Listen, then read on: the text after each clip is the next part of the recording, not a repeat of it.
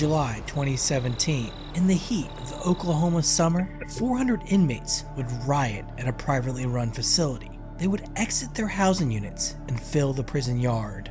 Offenders armed themselves with bats and pipes, although it was unknown where they obtained their improvised weapons. Soon after the riot started, 2 correctional officers were taken hostage. Shortly after, authorities began to understand the gravity of the situation. Inmates had breached the inner fence of the facility, and with only one fence standing in their way, law enforcement had to act. Response teams used pepper spray and stun grenades to stop the breach, forcing inmates into the soccer field. The town would send out tweets to assure the public that there were no inmates who had escaped, but this showed the concerns of the authorities. The public feared that a large-scale elopement may occur. The officers were freed without any injury, and it was probably at that moment that inmates realized they had no chance of dragging this out. 8 hours after it began, the inmates involved would surrender, and the prison would be back under the control of correctional staff. Great Plains Correctional Facility was born out of the need of a small community to replace jobs that had been lost. Let's take a look at how one small town tried to make it big through the use of the for-profit prison model. Let's get into it. In the mid-1900s, the Oklahoma oil fields were booming. Wells were popping up across rural plains. The town of Hinton was exploding. Oil field workers were spending their cash on Main Street, propping up the local economy. In 1982, Oklahoma's per capita income had reached the average across America, a great feat given the fact that it had lagged far behind. The 1980s oil glut would hit Oklahoma particularly hard. One oil man said, "The oil industry just ran over a cliff one night. By the end of the decade, 100,000 jobs had been lost in the state." Just to put in perspective the loss that was suffered, the price of a barrel of oil went from over $34 in March 1981 to just $10 in November 1988. The population of Hinton left in droves during this time. The town suffered a 14% loss in residents. Hinton needed to replace the jobs and money.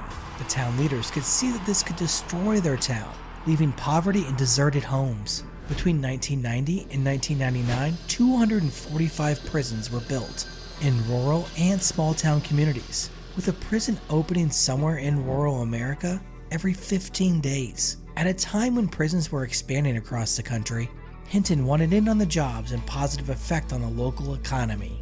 The local development board would take matters into their own hands and would obtain financing to build a prison. Keep in mind, this wasn't a corporation or state government, but rather a small local government with no inmates to fill the facility with. They hoped to lease out the cell space to the state and federal government. To do so, they would take out a $24 million loan to build a 480-bed medium security facility. They projected to create 115 jobs in a community of 1,233 people. This would be the first privately run prison in the state of Oklahoma. The state corrections spokesman said of the construction, "If they can house them cheaper, then it's something that would be looked at, setting the table for money to flow through the town." The response by the community would be welcoming. More than 250 people showed up for the grand opening, like it was a new Apple store. For the first 10 years, the prison would house low to medium security inmates for the federal government, bringing in $40 a day per inmate. By 1998, the town wanted out of the prison business, and there was a taker. Cornell Corrections Incorporated, a private corrections company out of Houston, Texas, would purchase the prison for $43 million, leaving the town profiting nearly $20 million. Cornell was a well-known player in the corrections game and would be involved in several scandals prior to its acquisition by Geo Group in 2010. Click the link above to my video on one of those scandals. The town of Hinton would pour money into the schools and build a fire station, but the biggest expenditure would come in the form of a $2 million golf course.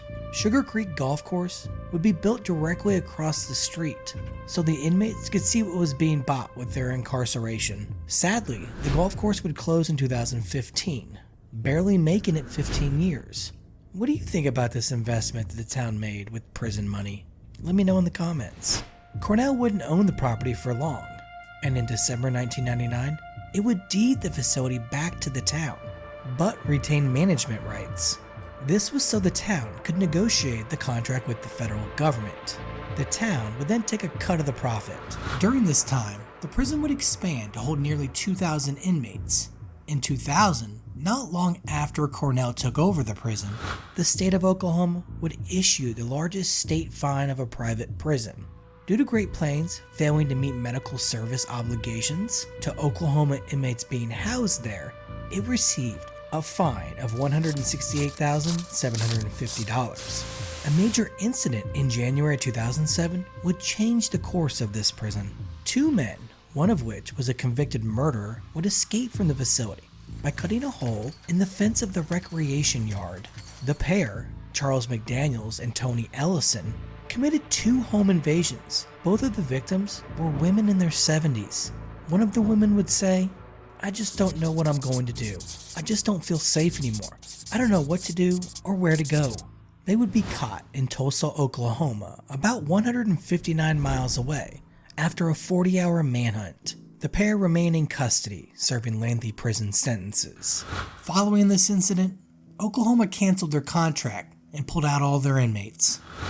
It wouldn't be long before Arizona would sign a contract to house almost 2,000 inmates. This contract would end early in 2010, after Arizona no longer needed the space. The decline of Hinton was once again in motion.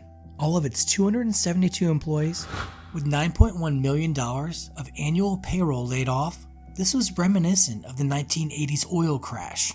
From 2010 to 2014, the prison remained vacant, giving the town an idea of what its future would look like. But a new 10-year, $361 million contract would be signed between the federal government and GEO Group to house illegal immigrants at the facility. Before we move on to the ending of the story, be sure to hit that like button and subscribe if you enjoy my content on prisons across the world.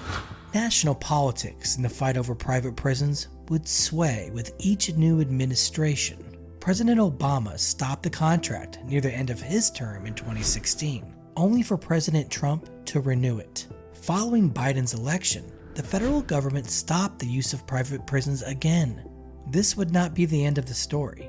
In May 2023, after 2 years of yet again sitting empty, the state of Oklahoma announced that it will lease the facility from GEO and operate it as a state-run facility. It agreed to pay GEO $9.1 million a year. The state DOC director, Stephen Harp, said, "Today is a great day for ODOC as we modernize with this move to Great Plains Correctional Center to provide inmates more opportunity, resources, and programming. We are looking forward to the relationship with the city of Hinton and surrounding communities." Great Plains is a story on the dependence of the prison machine and the reliance of a town on the whims of incarceration trends across the country. For now, the prison is back into the town, but for how long? Kevin Dowdy, a member of the Economic Development Authority that was formed when the prison was built, said of the outlook of the prison, "I think we'll survive, but I don't know that we'll thrive." This was a chasing crime profile of the Great Plains Correctional Institution and the evolution of a prison town. Thanks for watching. As always, see you next time.